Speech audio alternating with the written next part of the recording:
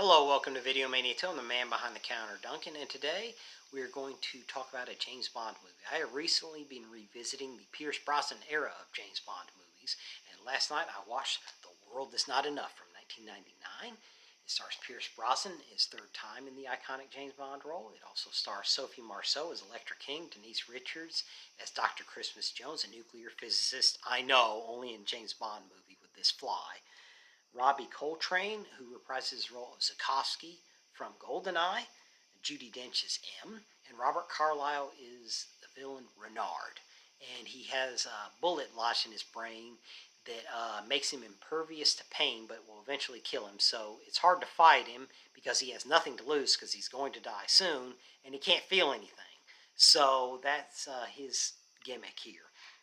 And this movie, I think, is unfairly maligned. When people talk about James Bond movies, ones that didn't work as well, this one gets really criticized pretty heavily. A lot of people are down on this one, and I think unfairly so to an extent. It does have some problems, which I will get into, but it also has a lot of fun, and Pierce Brosnan is very comfortable in the role now. Like, he does really well. Like, he has a darker tone when he needs to. He has a seriousness when he needs to, but he really believes in the Bond character. And he brings the humor when it's necessary, but he also has a vulnerability. You see glimpses of it. It's not like the Daniel Craig area where the vulnerability is worn on his sleeve on him all the time, but he has glimpses of it, and then he goes back to the mission. But you do get to see that with him. And Pierce Brosnan blends all those facets of the character very seamlessly. So here, one of the reasons people are so down on it is the plot is a little convoluted. Like, when I first saw it in the theaters in November of '99, I was like, I had a lot of fun with it and I enjoyed it, but I didn't know what the hell I watched at times. I was like, why are they doing this? What's going on here? And one of the problems is major plot points and motivations are explained in 2 or 3 sentences, and it's very quick. Like, I'm here for some stolen reports that an MI6 agent was killed for.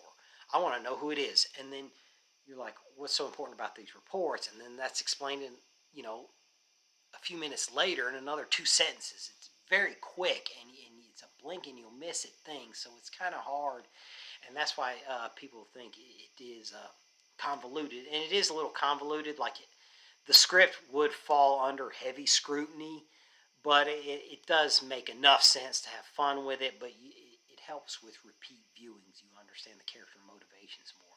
And one of the things that makes this movie a lot of fun, and I think it's an underrated part, I'm getting into spoiler territory here, so if you've never seen the movie and don't want to know anything, stop now.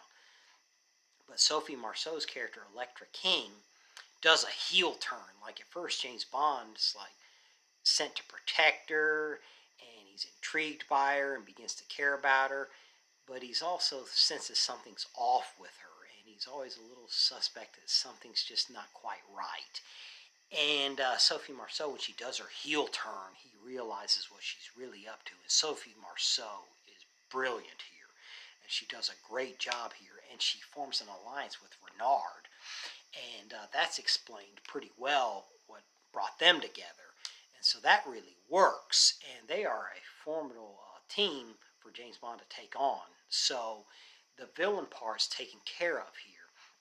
And the action sequences are great. There's a scene where James Bond's skiing, and these Parahawks, which are snowmobiles with parachutes on them, are going after him. And he has to, ski away from them. There's different sequences that are pretty good. And it was a lot of fun. And then there's the helicopters that go after them. They have like scroll saws on them, or I don't know what you call them, but the circular saws, like, that they use to chop down trees, but they use it to go after him in a caviar warehouse.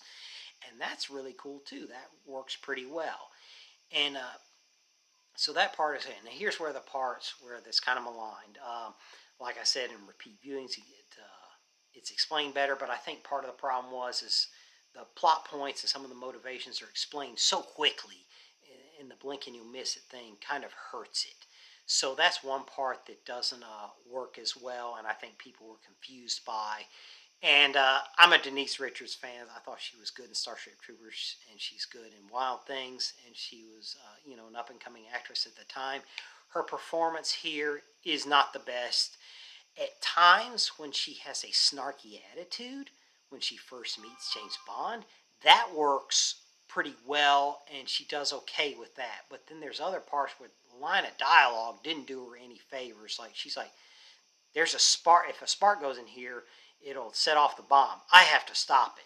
And that was like literally the dialogue. So that did her no favors. And so it comes off a little flat at times. And Denise Richards is a good actress. No one's going to mistake her for Judi Dench, but she is a decent actress. But the dialogue here was not the best to help her along. Maybe they should have done another take. I don't know. But one thing that I think did hurt this James Bond movie a little bit is back then they had to make a James Bond movie. The studio wanted one every 2 years. And to make a James Bond movie, it's a very big production. You had to have 6 months of pre-production, then 6 months of actual shooting, and then 6 months of post-production. So that's a year and a half, and every 2 years. So you had to come up with a script, and then you had to go. You had to really keep things going, and I think that kind of hurt it here because it's like when they were making it, it felt a little rushed at times. When they're like, I was talking about the stolen reports from an MI6 agent. That was just explained very quickly because they couldn't flesh it out because, they had to keep moving. And then Dr. Christmas Jones, her character, she had to say some lines of dialogue that maybe, taken a little bit more time. They could have polished up a little bit and done some more takes, to do more justice to that character to, make that work a little bit better. So back then, the James Bond movie every 2 years, this was the last time they did it. Die Another Day, they gave it 3 years, so they took a little more time with it. But everything here, I think the movie overall is a ton of fun, and it's kind of a throwback to the Sean Connery and Roger Moore era of James Bond movies. It's just, they do a lot of things here that are a fun throwback, like a diabolical plot, some swerves that work, and it really is a throwback to that because it's this over-the-top plot for, domination of a precious world resource.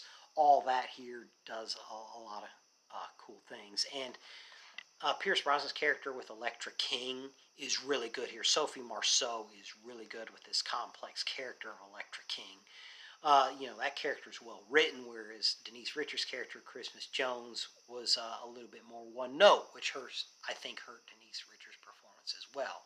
So those are the things here. But overall, when I watched it, I had a smile on my face all the time. It was just an absolute blast, and I think it's unfairly maligned because what I'm hoping will happen in future James Bond is they'll go back to something like this, where it's just fun, a little lighter, a little more over the top, a little bit more James Bond. I like the Daniel Craig era, but at times it was just somber and the emotions were worn on his sleeve a little too much. And so that part, I would like kind of a change in direction. So this was a lot of fun for me to watch.